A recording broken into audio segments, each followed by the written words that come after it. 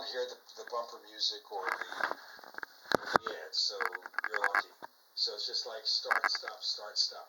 And the premium show goes on for about 40 minutes. The difference is we try to keep the language clean on the main show, but on the premium show, all hell can break loose. And I don't use other words because I learned early in my broadcasting career that if you use that word, it would get me into a new line of business because I'd lose my radio career.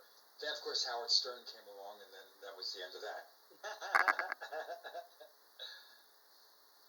So I'm going to ask you all to, at the beginning, just to tell about your background and stuff, and then we're going to let our friend Tim go into the probing questions. Does that work? Sounds good to me. Yep, sounds good. I always like to find things for Tim to do.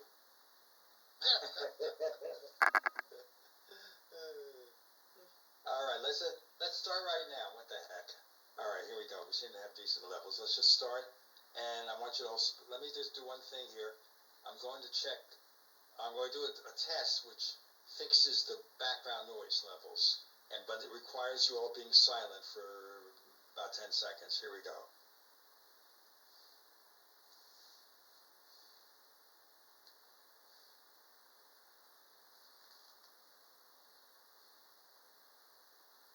The only danger of using that, of course, is that my voice disappears because it regards me as noise.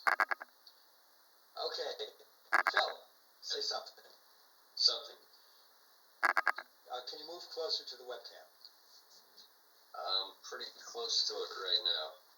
That's good. Paul.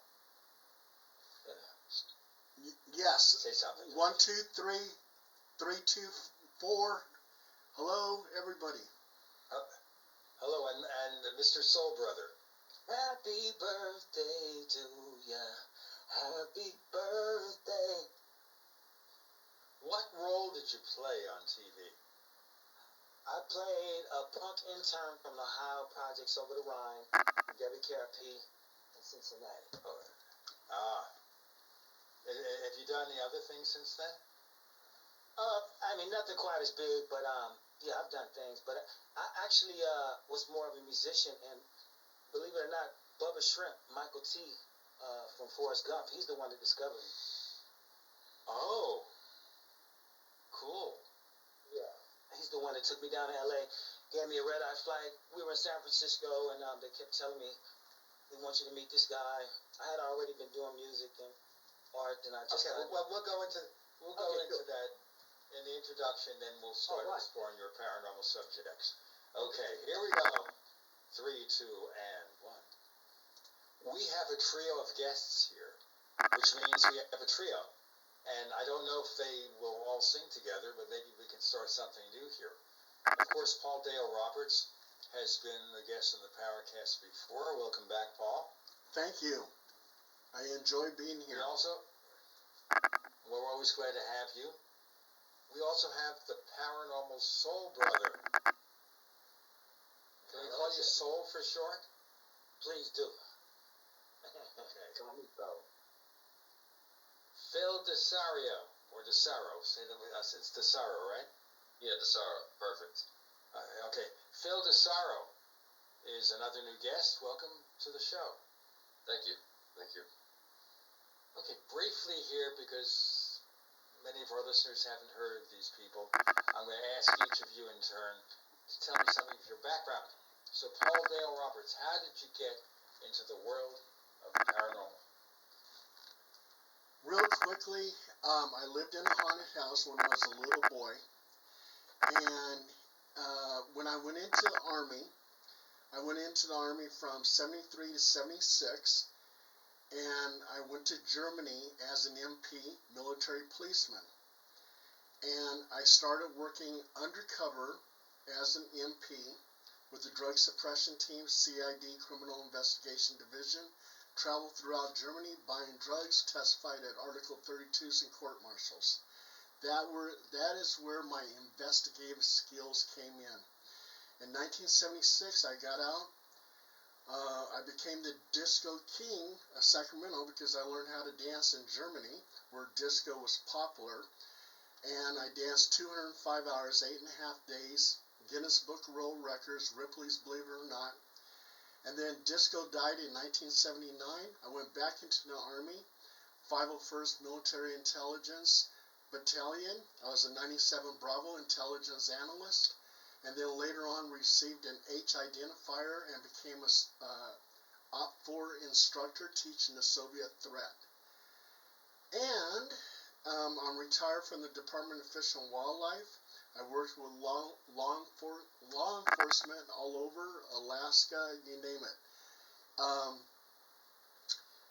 And at some point in time, I was invited to go on a ghost hunt because I also too was a journalist for comic book industry. I interviewed people like William Shatner, who had a set of comic books that was out.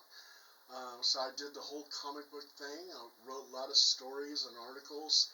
And they invited me to do this ghost hunt and write an article about it. The article was published in 3 British magazines.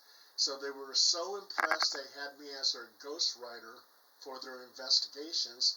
And at some point in time, I took control of the whole team, which is Halo Paranormal Investigations, and been on 2,500 investigations. And now I podcast, and that's my life story. In a nutshell. In a nutshell. Paranormal Soul Brother. I find that you have a fascinating background. Give us a hint.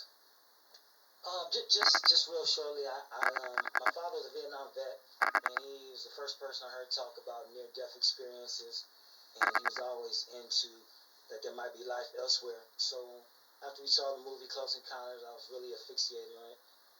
Fast forward to later on, I had never seen anything, and I was going to church one time saying my prayers on the freeway, and I saw a big giant green one, and that was the first time.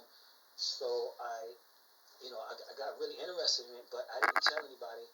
And then I was always performing, singing, rapping, dancing, things of that nature. And I met Michael T. Williamson, who played Forrest Gump. He played Bubba Shrimp in Forrest Gump. And he invited me to come down to Los Angeles to see if I wanted to act or if I wanted to do music. And so he was always worried about like the soul and worried about religious things, and I wondered why. But anyway, I ended up getting a part on there, and I stayed down there, and I started seeing more things. And there were some people in these parks, where they have a lot of Bloods and Crips, a lot of gang banging.